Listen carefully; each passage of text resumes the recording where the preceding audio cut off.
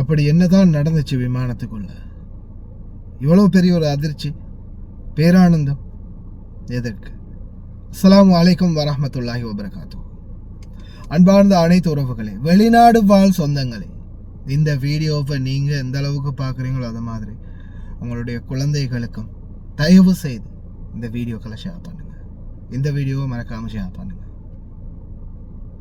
எத்தியோப்பிய நாட்டை சேர்ந்த ஒரு பணிப்பெண் லெபனான் நாட்டில் கிட்டத்தட்ட 30 வருட காலங்களாக பணிப்பெண்ணாக சேவையாற்றி இருக்கிறாங்க. அவங்க வந்த காலம் 30 வருடம். அந்த 30 கால வரையறைக்குள்ளையும் அவங்களுடைய மகனுக்காக அவங்களுடைய முழு உழைப்பையும் போட்டிருக்கிறாங்க. அவங்களுடைய ஒட்டுமொத்த எஃபோர்டும் அவங்களுடைய மகனுக்காகவே இருந்திருக்குது.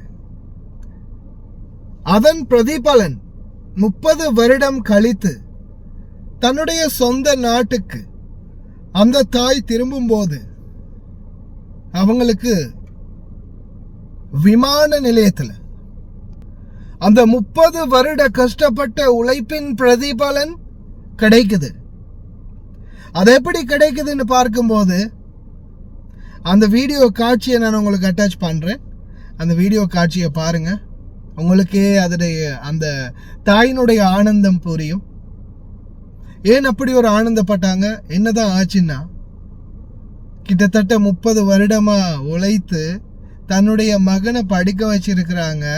அந்த மகன் படிச்சு அதுக்கு மேலையும் பல முயற்சிகள் எடுத்து அன்னைக்கு அந்த தாய் தன்னுடைய நாடு நோக்கி போகக்கூடிய விமானத்தை ஓட்டக்கூடிய பைலட்டா, அந்த விமானத்துடைய விமானியாக தன்னுடைய தாயை வரவேற்கிறாரு.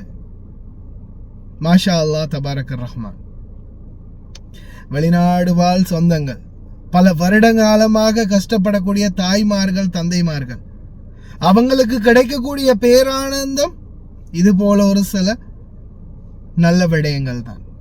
இன்னைக்கும் எத்தனையோ வெளிநாடு வாழ் தாய் தந்தையர்கள் வெளிநாட்டிலிருந்து நாட்டுக்கு போறதுக்கு பயப்படுறாங்க. காரணம், போனா நாம நடுத்தெருவில் தான் நிக்கணும், நடுத்தெருவில் தான் நிக்கணும், நம்மளுக்கு ஒரு வீடு வாசல் இல்லை, குழந்தைகள்கிட்ட போக முடியாது, அவங்க நம்மளை எடுப்பாங்களா இல்லையான்னு தெரியாது. நம்ம இருக்கும் வரைக்கும் பணம் அனுப்பினோம், பணம் அனுப்பினதுக்கு பிறகு அவங்கள்ட்ட கால் பண்ணி நான் நாட்டுக்கு வரவான்னு கேட்டா, நாட்டில் இருக்கிற கஷ்டத்துக்கும் பிரச்சனைக்கு இங்க வந்து நீங்க என்ன செய்ய போறீங்க அப்படின்னு கேட்கக்கூடிய குடும்பங்களும் உறவுகளும் தான் நிறையவே இருக்குதுன்ற மனக்கசப்போட தான் இன்னைக்கு எத்தனையோ வெளிநாடு வாழ் தாய் தந்தையர்கள் குறிப்பாக கஷ்டப்பட்டுக்கிட்டு இருக்கிறாங்க. அதே மாதிரி வெளிநாடு வாழ் தாய் தந்தையர்களுடைய வீடுகளில் இருக்கக்கூடிய குழந்தைகள், வெளிநாட்டு காசு வருது, வெளிநாட்டுல இருந்து பணம் வருது, மாசம் முடிஞ்ச அக்கௌண்ட்டுக்கு காசு வருது, சொல்லையா காசு வருது, எடுத்து நல்லா செலவு பண்ணலாம், நம்ம நல்லா ஜொலி பண்ணலாம் அப்படின்னு மட்டும் நினைக்காதீங்க. இந்த நாட்டுல ஒவ்வொரு தாய் தந்தையர்களும் படக்கூடிய கஷ்டம் ஏராளம். ஒவ்வொரு நாளும் அவங்களுடைய ஒரு வேளை சாப்பாட்டுக்கு கூட நேரம் ஒதுக்க முடியாத கஷ்டம். ஒவ்வொரு தாய் தந்தையர்களும் ஒவ்வொரு மாத சம்பளம் எடுக்கிறதுக்காக அவங்களுடைய வாழ்நாளையே தியாகம் செய்யறாங்க. அவங்களுடைய ஒட்டுமொத்த உடம்புல இருக்கிற எனர்ஜியையும் தியாகம் பண்றாங்க. இன்னைக்கு வெளிநாடுகள்ல சாதாரண தொழிலாளிகளாக இருந்துட்டு வீட்டு பணிப்பெண்கள், ஓட்டுநர் மற்றும் சில கம்பெனிகள்ல லேபர்களா இருக்கக்கூடியவங்க, அந்த தொழிலாளர்களுடைய நிலைமை என்னன்னா, அவங்க நாட்டுக்கு, சொந்த தாய் நாட்டுக்கு திரும்பும் போது சாரெடுத்த சக்கைகளாகத்தான் வராங்க. அதாவது அவங்களுடைய உடல் பலம், அவங்கள்ட்ட இருக்கிற அனைத்து, அவங்களுடைய வயது, அவங்களுடைய ஆயுள் காலம், அவங்களுடைய உடல்ல இருந்த சத்துக்கள் அனைத்தையும் இந்த முதலைகள் உறிஞ்சி எடுத்துட்டு அவங்கள வெறும் சக்கைகளாகத்தான் நாட்டுக்கு அனுப்புறாங்க. இந்த மாதிரியான நிலைமையில வரக்கூடிய தாய் தந்தையர்களை, அன்பார்ந்த செல்ல பிள்ளைகளே, அவங்கள நீங்க கண்ணும் கருத்துமா பார்த்துக்க வேண்டியது உங்களுடைய பொறுப்பு. அதே மாதிரி இந்த வெளிநாடுகள்ல இருந்து தாய் தந்தை அனுப்பக்கூடிய பணத்தை எடுத்து சீரழிக்காம, அநியாயமாக்காம, அவங்களுடைய கஷ்டத்துக்கு பிரதிபலனா இதோ இந்த மாதிரி ஒரு நல்ல நிலைமைக்கு என்னுடைய அன்பு சொந்தங்களாகிய நீங்க அனைவருமே வரணும் அப்படின்றதுதான் எங்கள் அனைவருடைய பிரார்த்தனையும். ஒவ்வொரு தாய் தந்தையும் வெளிநாடுகளுக்கு வந்த பிறகு சில நேரங்களில் சில மாற்றங்கள் ஏற்பட்டிருக்கலாம், சில பிரச்சனைகள் ஏற்பட்டிருக்கலாம், சில சூழ்நிலைகள் அவங்கள வேற வேற நிலைமைக்கு தள்ளி இருக்கலாம். ஆனா அனைத்திலுமே இன்னைக்கு வரைக்கும் உங்களுடைய தாய் தந்தைகள் உங்களுக்காக பாடுபடக்கூடியவங்கள தான் இருக்கிறாங்க. ஒரு சில தாய் தகப்பன்கள் இன்னைக்கும் மோசமான நிலைமைக்கு தள்ளப்பட்டிருக்கிறாங்க. அதற்கும் காரணம் இந்த நாட்டில் இருக்கக்கூடிய ஒரு சில நய வஞ்சகர்கள், போதைப் பொருள் வியாபாரிகள், கலாச்சார சீர்கேட்டாளர்கள், அவங்களால தான் மாறி போனாங்களே தவிர யாருமே வெளிநாட்டிலிருந்து வெளிநாடு வரும்போது வெளிநாட்டுக்கு வர்றது தப்பான விடயங்களுக்காகவோ அல்லது தவறான பாதைகளை நோக்கி போறதுக்காகவோ அல்ல. சந்தர்ப்பம் சூழ்நிலை அவங்கள அந்த மாதிரி பண்ண வைக்குது. இருந்தாலும் முடிந்த வரைக்கும் வெளிநாடு வாழ் சொந்தங்களுடைய குழந்தைகளை நீங்களும் முயற்சி பண்ணுங்க. உங்களுடைய தாய் தகப்பனுக்கு நல்லொரு வழிகாட்டுதலை நீங்க முன்மாதிரியாக இருந்து நடத்தி வைங்க. அதே மாதிரி வெளிநாடு வாழ் தாய் தந்தையர்களை வீணான பண வீண் விரயத்தை தவிர்த்து, அதே போல உங்களுடைய குழந்தைகளுக்கு தேவையான முக்கியமான தேவைகளை பூர்த்தி செய்து கொடுங்க.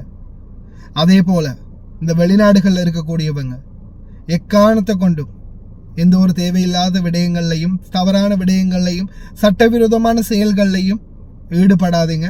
ஏன்னா நீங்க எது நல்லது செய்தாலும் அது உங்களுடைய குழந்தைகளை சாருமோ, அதே மாதிரி நீங்க செய்யக்கூடிய அனைத்து கெடுதல்களும் உங்களுடைய குடும்பத்தை சாரும். நாளைக்கு அவங்களுடைய ஃபியூச்சருக்கு அது மிகப்பெரிய ஒரு முற்றுப்புள்ளியாக அமையும்.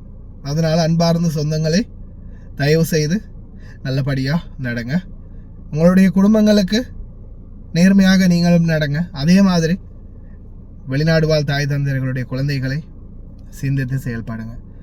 முன்னாடி வரக்கூடிய அந்த வீடியோ ஃபுல்லாகவே பாருங்கள். உங்களுக்கும் அந்த ஆனந்தம் கிடைக்கும் அப்படின்னு நம்புகிறேன். அஸ்ஸலாமு அலைக்கும்.